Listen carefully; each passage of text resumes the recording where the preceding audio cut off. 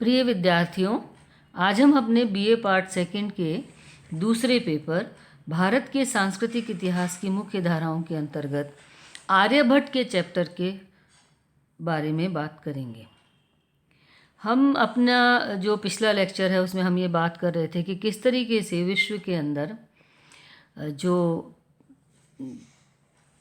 वैज्ञानिक खोजें हैं और विज्ञान को और तकनीकी के क्षेत्र को जो देन है उसके बारे में यह माना जाता रहा था कि यह सब पश्चिम की देन है, किंतु प्राचीन काल से ही भारत के अंदर तकनीकी और विज्ञान का ज्ञान था।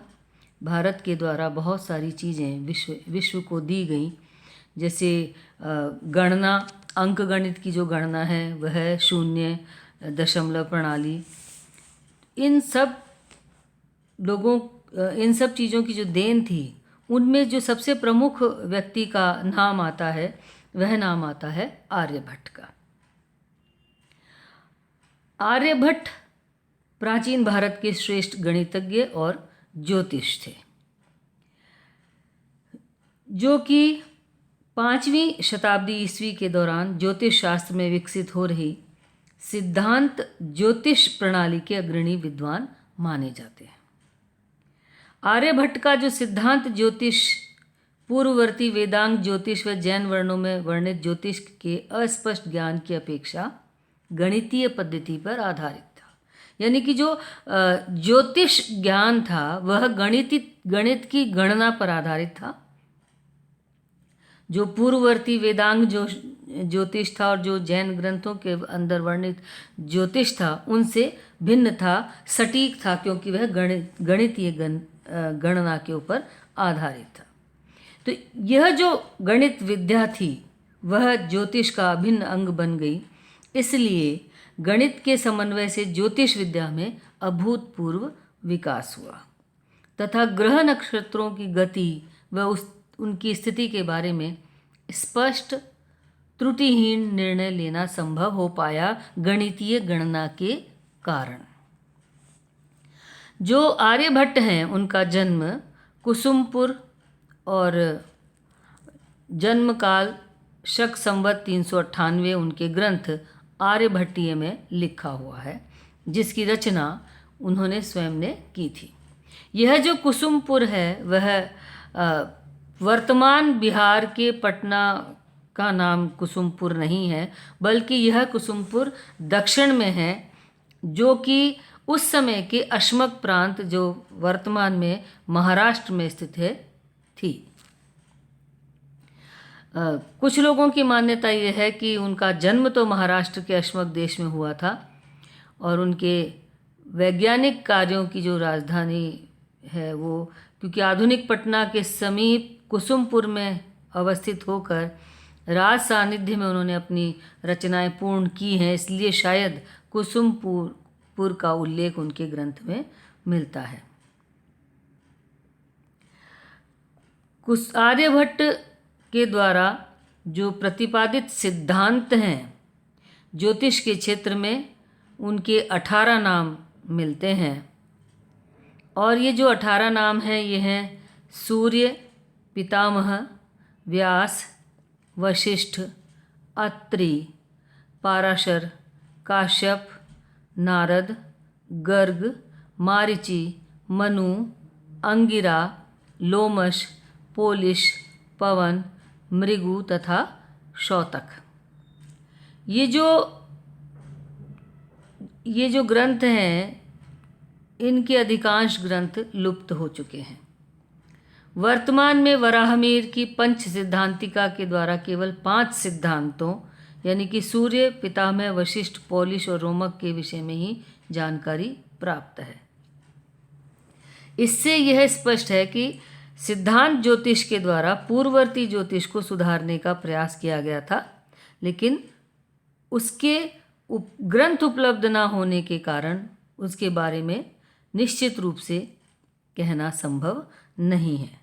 आर्यभट्ट द्वारा रचित ग्रंथ ही प्राचीनतम ज्योतिष ग्रंथ है, जिसे सिद्धांत प्रणाली का अग्रणी ग्रंथ कहा जा सकता है। आर्यभट्ट कि जीवन व्रत के बारे में हमें बहुत ज़्यादा जानकारी प्राप्त नहीं है। भारतीय परंपरा के अनुसार किसी भी कवि, नाटककार और गणितज्ञ का परिचय उसकी कृतियों से ही मिलता है। अतः जो कृतिकारों के जो जीवन परिचय है उसके विषय में हमें बहुत ही कम जानकारी मिलती है, और यह आर्यभट्ट के संदर्भ में भी है। आर्यभट्ट का जन्म, ये अनुमान लगाया जाता है कि उनका जन्म 476 ईस्वी में कुसुमपुर में हुआ था। आर्यभट्ट अपने समय के सर्वविख्यात गणितज्ञ थे। इसी कारण फलित ज्योतिष में उनका अनुसंधान कार्य था। उन्होंने अपने जीवन में कुल कितने ग्रंथों की रचना की, यह विवाद का विषय है। वराहमिहिर और ब्रह्मगुप्त जैसे ज्योतिषाचार्यों के अनुसार आर्यभट्ट ने 2 ग्रंथों की रचना की, किंतु आर्यभट्टीय के अतिरिक्त अन्य किसी ग्रंथ के न मिलने के कारण इसी बात पर विश्वास करना पड़ता है कि उन्होंने सिर्फ एक ग्रंथ की रचना की थी। आर्यभट्टीय उनका सबसे विख्यात और महत्वपूर्ण ग्रंथ है। इस ग्रंथ को आर्य सिद्धांत भी कहा जाता है। इस ग्रंथ की रचना उन्होंने 33 साल की आयु में कर ली थी, और इस ग्रंथ में उन्होंने अपना जन्म काल कलयुग संवत 577 बताया और ग्रहों की गणना के लिए 3600 कली संवत निर्धारित किया। इस ग्रंथ में शक संवत अथवा विक्रम संवत का उल्लेख नहीं है। आर्यभट्ट इसी नाम के यानी कि आर्यभट्ट नाम की एक और ज्योतिष 950 ईस्वी के लगभग हुए, जिन्होंने महासिद्धांत नामक ज्योतिष ग्रंथ की रचना की थी। हम यहाँ जिस आर्यभट्ट के बारे में बात कर रहे हैं वे हैं आर्यभट्ट प्रथम, जिन्होंने आर्यभट्टीय ग्रंथ या आर्यभट्टीय सिद्धांत की रचना की है। आर्यभट्टीय के जो सिद्धांत हैं या आर्यभट्टीय जो ग्रंथ है वह ज्योतिष शास्त्र का सर्वाधिक प्रामाणिक ग्रंथ है। इसमें 121 श्लोक हैं जो कि 4 खंडों में विभक्त हैं, और ये 4 खंड हैं गीतिपाद या गीतिकापाद, जिसमें 13 छंद हैं, और कल्प, मनवंतर, युग जो प्रारंभिक ग्रंथों से अलग ब्रह्मांड विज्ञान प्रस्तुत करते हैं, और वेदांग ज्योतिष की तालिका और ज्या भी इसमें शामिल है जो एकल छंद में प्रस्तुत है। दूसरा है जो गीतिका पाद है, इसके अंदर पहले श्लोक में ब्रह्मा और परम ब्रह्म की वंदना की गई है। दूसरे में पुस्तक में प्रयुक्त अक्षर संकेत के नियम समझाए गए हैं, और 13वें श्लोक में विषय का महत्व वर्णित किया गया है। ये जो 3 श्लोक हैं ये अध्याय के संदर्भ में नहीं गिने हैं, इसलिए प्रथम अध्याय को दश गीतिका भी कहा गया है। आर्यभट्ट ने अक्षरों को संक्षेप में लिखने की एक अनोखी विधि खोजी थी, यानी छोटे रूप में, लघु रूप में, और इसके लिए एक दोहा है। वो दोहा है वर्गाक्षराणि वर्गे वर्गे वर्गा शराणि कातमोयः खद्विनव केस्वरा नव वर्गे वर्गे नवान्त्य वर्गे वा। इसका मतलब है क से आरंभ करके वर्ग अक्षरों को वर्ग स्थानों और अवर्ग अक्षरों को अवर्ग स्थानों में व्यवहार करना चाहिए। इस प्रकार व और म मिलकर य होता है, और अवर्ग स्थानों के 9 के दूने शून्यों को 9 स्वर प्रकट करते हैं। यही क्रिया 9 वर्ग स्थानों के अंत के पश्चात दोहरानी चाहिए। इकाई, सैकड़ा, 10,000, 10 लाख आदि विषम संख्याओं को वर्ग स्थान तथा दहाई, हजार, लाख आदि सम स्थानों को अवर्ग स्थान कहा गया। यानी कि जो विषम स्थान है स्थान को वर्ग स्थान और सम स्थानों को अवर्ग स्थान कहा गया, क्योंकि 1, 100, 10,000 आदि के वर्गमूल पूर्णांकों में जाने जा सकते हैं, किंतु 10, 1,000, 1,00,000 आदि के वर्गमूल पूर्णांकों में नहीं निकलते हैं। तो इस तरीके से वर्ग स्थान 2,500, लाख वर्ग स्थान कहलाए इकाई, सैकड़ा, 10,000, 10,00,000, और सम स्थान कहलाए 2,500, लाख, जो कि अवर्ग स्थान कहलाते हैं। तो विषम संख्याएं वर्ग स्थान और सम संख्याएं अवर्ग स्थान के अंतर्गत मानी गई हैं। संस्कृत या हिंदी व्याकरण के वर्णमाला के अक्षर 2 भागों में विभक्त हैं, 16 स्वर और 33 व्यंजन। वर्गों को 2 श्रेणी में बांटा गया है, वर्ग और अवर्ग। क से लेके म तक अक्षर 5 वर्गों यानी कवर्ग, चवर्ग, टवर्ग, तवर्ग और पवर्ग में विभक्त हैं। शेष 8 अक्षर य, र, ल, व, श, स, ह को अवर्ग कहा गया है। आर्यभट्ट ने वर्ग अक्षरों को 1, 2, 25 तक की संख्याओं को सूचित करने के लिए निर्धारित किया है, यानी कि क को 1, ख को 2, ग को 3, घ को 4 और इस तरीके से ह तक 100 संख्या निरूपित, मतलब जो जिन्हें हम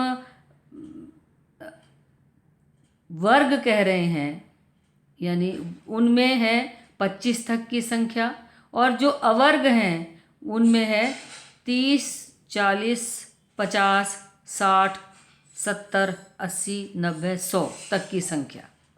तो 16 स्वरों में केवल 9 स्वर अ, ई, उ, ऋ, ए, ऐ, औ कार्य के लिए प्रयोग में लिए जाते हैं, जो कि 10 की घात 0, 100 की घात 0, 100 की घात 1, 100 की घात 2, 100 की घात 3 और 100 की घात 4 प्रकट करते हैं।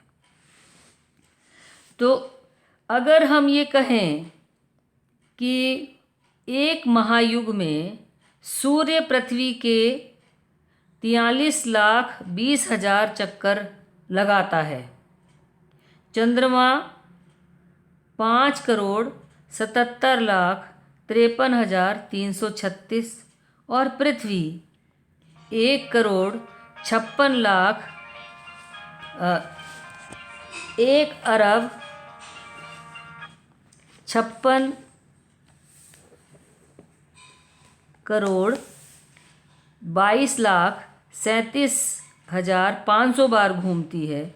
तो आर्यभट्ट ने इन 3 संख्याओं को अपनी पद्धति में इस प्रकार लिखा है: खयुग्रह, चयगियु, हुंग, शुलुक, शुक्र और दिंग, शुइ, बु, णृ, खृघ्रु। यह ख 2 के लिए लिखा गया है और यह 30 के लिए। दोनों अक्षर मिले तो उ की मात्रा जब लगाई गई, उससे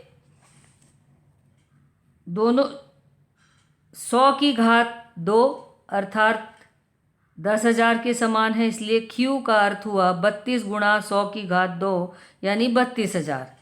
इसी प्रकार घ्री से घ = 4 और री मतलब 100 की घात 3 यानी कि घ्री हुआ इकाई, दहाई, सैकड़ा, हजार, 10,000, लाख, 10 लाख, 40 लाख। इस प्रकार शब्द खियुघ्री का अर्थ हुआ 43,20,000। इस तरह से अक्षरों की सहायता से बड़ी से बड़ी गणना को छोटे से पद में लिखने की जो पद्धति है वो शुरू की गई आर्यभट्ट के द्वारा।